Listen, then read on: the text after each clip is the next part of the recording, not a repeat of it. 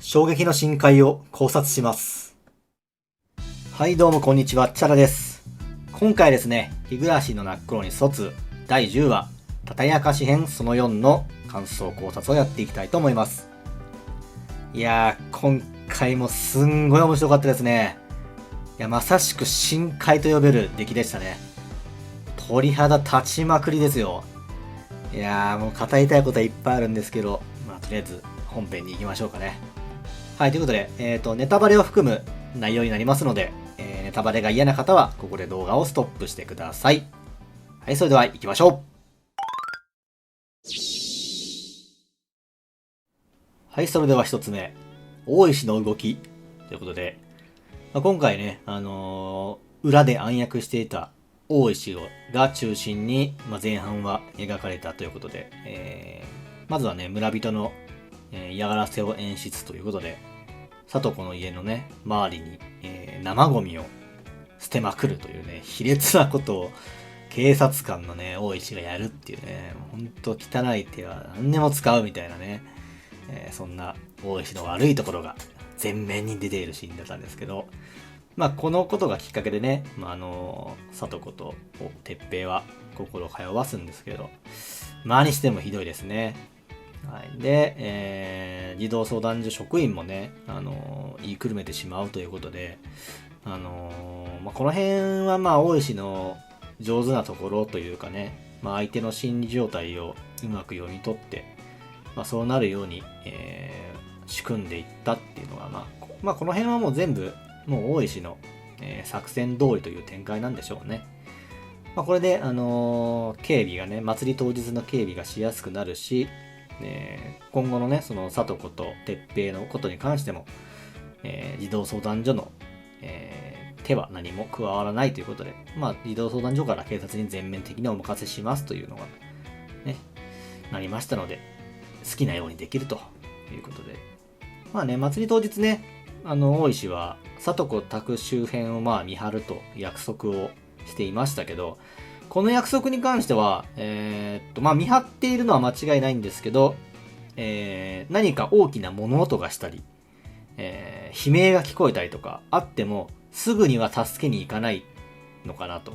犯人を確保するというかね、犯人を確かめる。誰が実行犯なのか確かめる。どういう動きがあるのか確かめるってことで、しばらく様子見に移るんじゃないかと思います。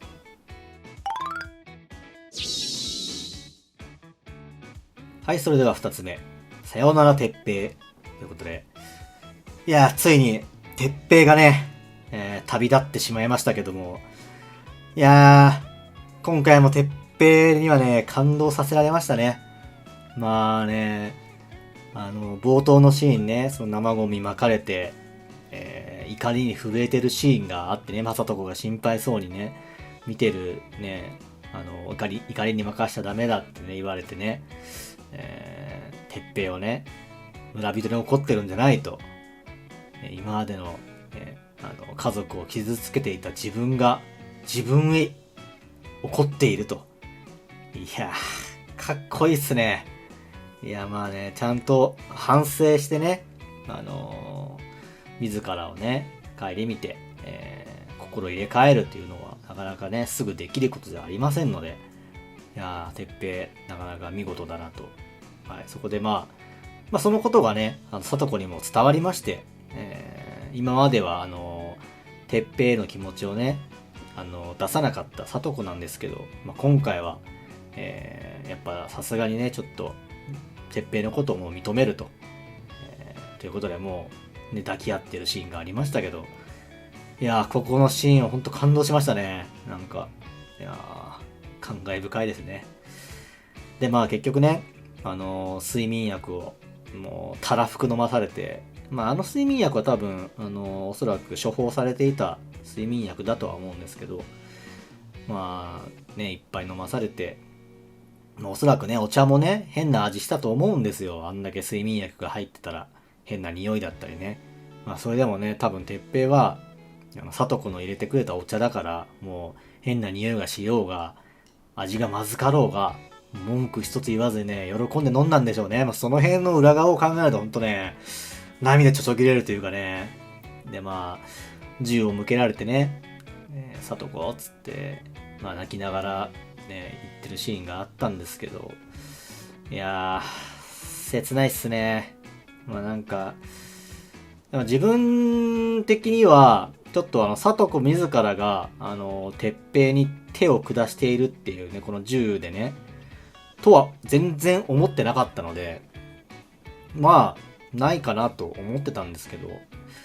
ど、やっちゃってましたね。いや、ここは結構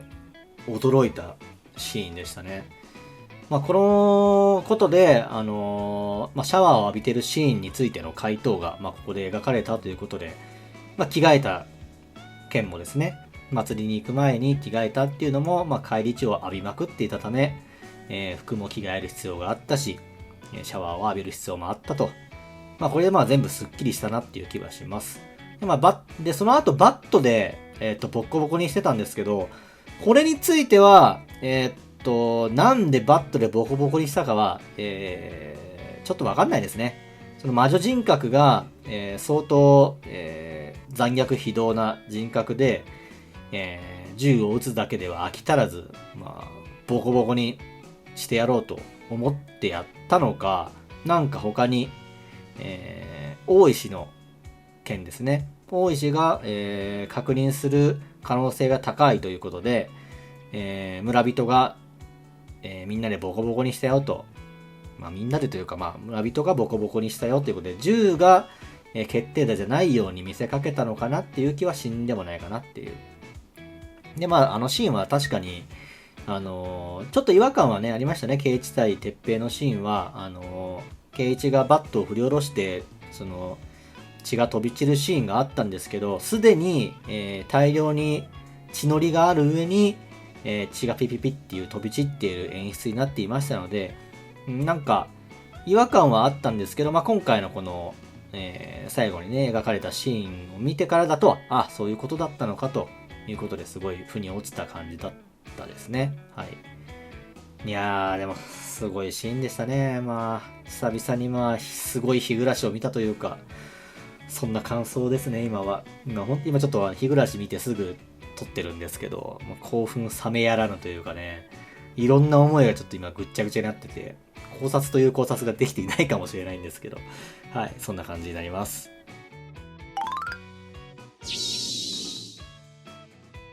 はい、それでは最後、魔女人格の勝利ということで、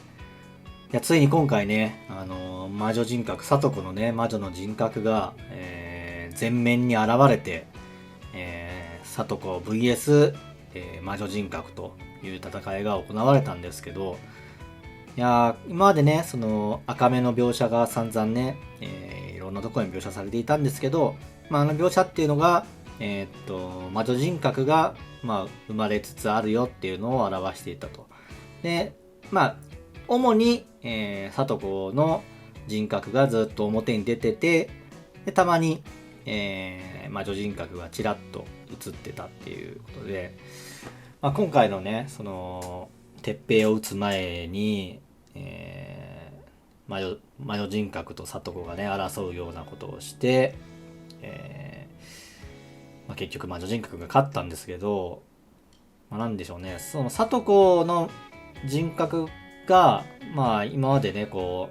う、いろんなシーンでこの赤目になってたんですけど、まあ、今回の話を見ると、やっぱ鉄平のことをね、認めようとすると、亀裂が入っていましたので、まああれは魔女人格がやめろと、その感情は良くないってことで、警告を与えていたというか、反発していたというシーンになっていましたね。今までその赤目になっていたシーンっていうのは何気ないシーンでも赤目になっていたりとか、まあちょっと残虐なことを発言している時に赤目になっていたりとか、まあいろんなところでなっていたんですけど、まあそうですね、こう残虐な方向に面白くなるような方向に進むように魔女人格はまあコントロールしようとしていたということが、まあ今回の話で確定になったのかなと。まあ古い感情がね、今を否定するのは間違っているというふうに魔女人格は言っていましたけど、まあ魔女人格からすればもうね、繰り返すものとしての力は私の力だということを発言していましたので、その辺の力というかね、記憶も全て魔女人格が、担っているのかなっていう感じになりますね。で、今回、銃でね、かけら世界でですけど、銃で、里子が撃たれましたので、里子の意識はこれで完全になくなるのかっていうのがちょっと、疑問というかね、ちょっと考えなきゃいけないところだとは思うんですけど、今回の、たたり明かし編がね、終わった後に、猫魂編、猫明かし編になるのかなが始まるとは思うんですけど、その時の、連続のね、殺人というか、君吉のおじいちゃんだったり、ミヨンのお母さんだったりね、なんだっけ、名前忘れちゃった。まあいいや。いろいろね、いろんな人がね、亡くなったんですけど、あの時は全て魔女人格が、やっていたということで、魔女人格が主になって、里子の意識がなくなった、もしくはたまにしか出てこれなくなったということになったのかなっていう。で最後、ちょっと理科を綿流しするシーンだけがちょっと、違和感が残るというか、あの人格自体は魔女人格じゃないよねっていう気はするんで、赤目じゃなかったですしね。で、巫女として認められたっていう風に発言していましたので、あそこの段階では、魔女人格に里子の感情が、里子の意識が勝ってるってことですよね。復活したのか、エウアが復活させたのかちょっとわかんないですけど。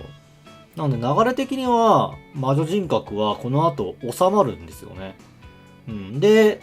結局里子は詩編で最後出てくるんですけど、あの時点で、主の人格は里子は詩編の時点では里子に戻ってたってことなんですかね。最後は魔女人格が出てきてましたけど、そんな感じになるのかな。でね、繰り返すものを、殺す剣が出てきましたけど、あれはエウアに使うのかなっていうふうに考えていたんですけど、今回のね話で魔女人格が前面に出てきたっていうことで、もうおそらく物語の着地点としては魔女人格を殺すか完全に切り離すかでしか終われないのかなっていう気はするので、里子に、あの剣を使うのが確定なのかなっていう感じはしますね。そのかけら世界じゃなくて、現実世界っていうんですかね。みんながいる世界で、あの剣をどういう風に刺せばいいのかちょっとわかんないですけど、刺せば魔女人格がなくなるんですかね。もうあと5、6話で終わるとは思うんですけど、いや物語の着地点がどうなるか非常に考察しがいがある展開になってまいりましたということで、今回はこの辺になります。はい、ということで、日暮卒第10話、たたり明かし編その4の感想考察でした。いや今回でね、てっぺの出番はおそらく終了ですので、今までのね、素晴らしいハートフルストーリーを見せてくれたてっぺには大きな拍手を送りたいと思います。ありがとうてっぺ。ここまでね、日暮卒をね、こんなに楽しく見ることができたのはほんとてっぺの力が大きいと思いますので、MVP ですよ、今のところ。日暮卒の MVP は今のところてっぺです。素晴らしい。もう次回で、たたり明かし編が終了ということで、どういう結末になるのか楽しみに、来週も見ていきましょう。はい、こんな感じで、日暮卒含め他のアニメの感想考察とかをやっていきますので、よろしければチャンネル登録、動画への高評価よろしくお願いします。また動画への感想だったり、皆さんの考察とかありましたら、コメントにてどんどん記入をよろしくお願いします。それではまたお会いしましょう。さよなら。